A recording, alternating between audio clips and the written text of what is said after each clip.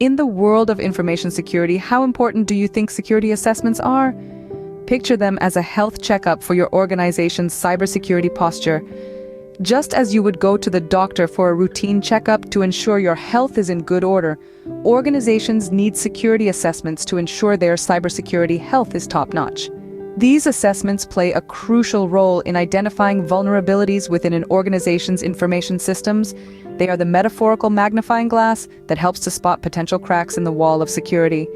And just like how a doctor would prescribe a treatment plan following a health check, security assessments help organizations develop strategies to mitigate and protect against potential threats. They are the first line of defense in the ongoing battle against cyber threats, helping to ensure that your organization's information is secure and your operations can continue uninterrupted. To put it simply, security assessments are the backbone of any robust information security strategy. Before diving into the assessment itself, we need to prepare. How do we do that? Well, the answer lies in the pre-assessment phase. This is where we lay the groundwork for the rest of the process. It's like the blueprint for a building, the foundation upon which everything else stands. Firstly, it's crucial to define the scope of the assessment. This is about setting boundaries, understanding what we're looking at and what we're not. It's about answering questions like, what systems, networks, or data are we going to assess? And what potential threats are we focusing on? Defining the scope gives us a clear picture of where to direct our efforts and resources. Next, we identify the critical assets. These are the systems or information that, if compromised, could cause significant damage to the organization. They could be anything from customer databases to proprietary software. Knowing what these critical assets are helps us prioritize our efforts and ensure that these assets are adequately protected. Finally, we set the objectives of the assessment. What do we hope to achieve? Are we looking to identify potential vulnerabilities? Or perhaps we're trying to test our current security measures? Defining our objectives gives us a clear goal to aim for and a benchmark against which we can measure our success. With the pre-assessment phase completed, we are now ready to move on to the next step. Now that we're prepared, it's time to conduct the actual security assessment. But what does this involve? Well, the assessment phase is the crux of the entire security assessment process, and it comprises 3 main steps: vulnerability scanning, penetration testing, and risk analysis. The first step is vulnerability scanning. It's akin to a doctor's routine checkup, but for your systems. This process involves identifying potential weaknesses in your systems that could be exploited by malicious actors. It's an automated process that uses specialized tools to scan your network, software, and hardware, seeking out known vulnerabilities. It's like a treasure hunt, but instead of gold, we're looking for potential security loopholes. Next, we have penetration testing. Think of this as a friendly fire exercise for your security systems. This involves simulating real-world attacks to see how your systems respond. Unlike vulnerability scanning, penetration testing isn't automated. It requires a skilled tester who can think like a hacker, finding creative ways to exploit vulnerabilities. In this phase, we're not just finding the cracks. We're actively trying to squeeze through them to understand their implications. Lastly, we perform risk analysis. This is where we put on our detective hats and start connecting the dots.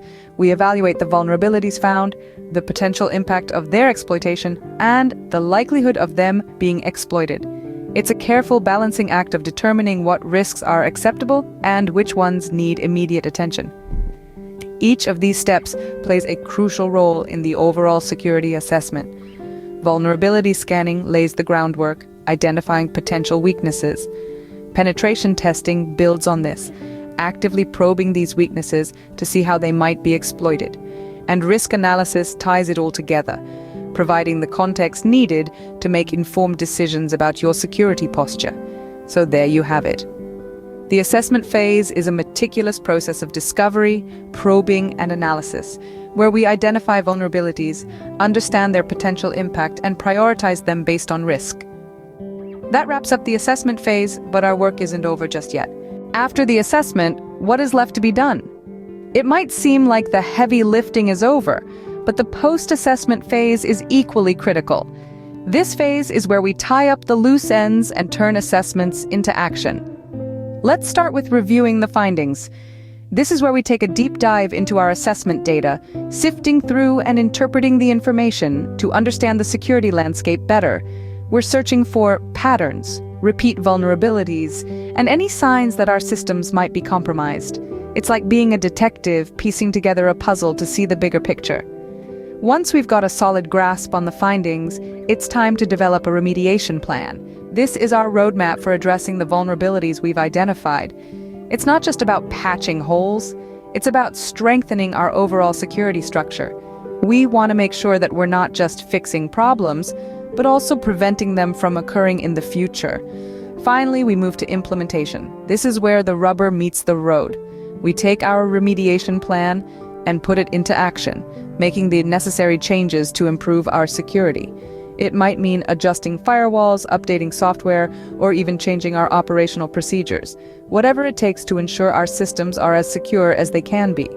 And with that, we've successfully completed a security assessment. Remember, a security assessment isn't a one-and-done deal.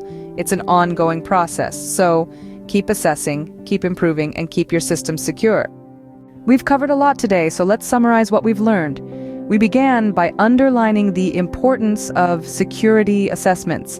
These are critical in identifying vulnerabilities in your information systems, thereby ensuring the integrity, confidentiality, and availability of your data.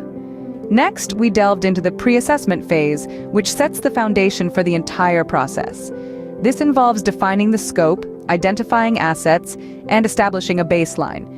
Then we marched into the assessment phase, where the real action happens. This includes vulnerability scanning, penetration testing, and risk analysis. Each step plays a pivotal role in identifying and understanding potential security threats. Finally, we discussed the post-assessment phase. Here, we talked about documenting findings, developing a remediation plan, and most importantly, implementing the necessary changes. So, the key takeaway? A systematic and comprehensive security assessment is more than a mere procedure. It's a proactive step towards fortifying your information security posture. Remember, conducting a thorough security assessment is an essential part of maintaining a strong information security posture. Until next time, stay secure.